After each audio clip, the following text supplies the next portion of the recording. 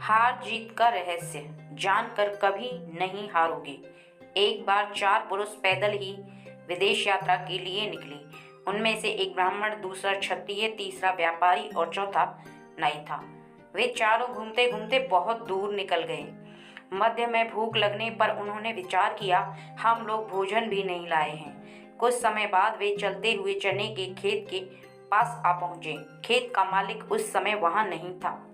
वे बंदरों की तरह उन चनों को खाने लगे। कुछ समय बाद किसान खेत को देखने के लिए आया। किसान को देखकर उन्होंने विचार किया, यह बेचारा हमारा क्या कर सकेगा। किसान पहले तो कुछ नहीं बोला, कुछ समय बाद कहने लगा, सज्जनों, आप कौन हैं? पंडित ने अभिमान पूर्वक कहा, मेरा नाम ब्रह्मदत्त पांडे है। क्षत्रिय ने कहा, मैं विक्रम सिंह हूँ। व्यापारी ने कहा, मैं लाला धनिक मल हूँ। नाई ने कहा, मेरा नाम रामदास। चने के चोरों का परिचय पाकर किसान ने सर्वप्रथम पंडित के चरण स्पर्श करके कहा, हमारे पूर्वजों के पुण्य से आज आप यहाँ आए हैं। आप छाया में बैठकर इच्छा अनुसार चने खाइए। पंडित ने ऐसा ही किया। बाद में किसान क्षत्रिय के पास आकर कहने लगा, हे राजन, यह पृथ्वी आपकी ही है। आप भी वृक्ष की छाया में बैठकर इच्छा अनुसार चने खाइए। किसान की भक्ति से क्षत्रिय भी प्रसन्न होकर वृक्ष की छाया में बैठकर चने खाने लगा। इसके बाद किसान व्यापारी के पास आया और कहने लगा, हे व्यापारी, आप भी वृक्ष की छाया में बैठ जाइए, मैं आपके लिए चने लाऊंगा। अपनी प्रशंसा से प्रसन्न होकर व्यापारी भी वहां बैठकर चने खाने लगा। अब नाई विचार कर रहा था, यह किसान मेरा भी आदर सत्कार करेगा। किंतु किसान नाई के पास आया और नाई के केशों को पकड़कर कहने लगा, अरे नीच, तू कौन है? मेरे खेत में कैसे घुस गया? ऐसा कहकर उसे मारने लगा। एक भी व्यक्ति उसकी सहायता के लिए नहीं आया। इसके बाद किसान व्यापारी के पास आया और उसे भी यह कहते हुए मारने लगा, क्यों रे व्यापारी, तू कैसे चने खाने लग गया? तू पैसे लेकर हमें चीज देता है? ऐसा कहकर किसान ने उसको भी मारा पीटा।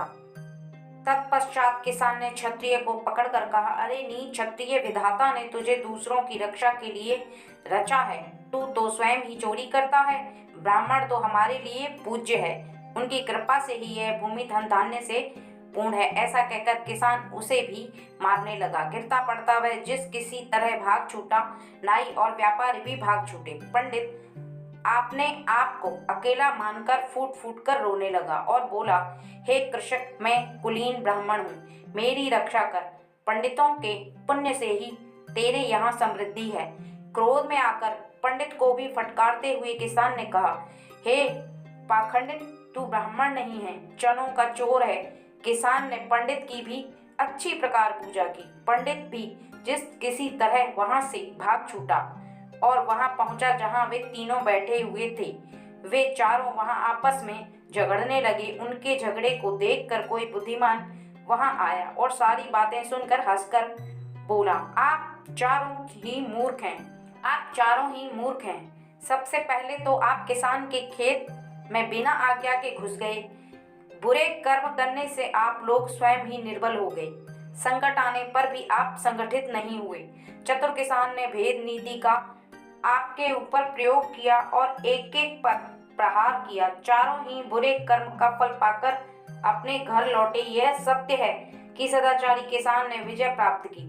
शिक्षा हमें इस कहानी से यह मिलती है, हमें चोरी जैसे बुरे कर्म नहीं करने चाहिए, क्योंकि बुरे कर्म करने से बुरा ही फल मिलता है। तथा हमें मुसीबत आने पर एक दूसरे का साथ देना चाहिए, क्योंकि संगठन में ही शक्ति होती है।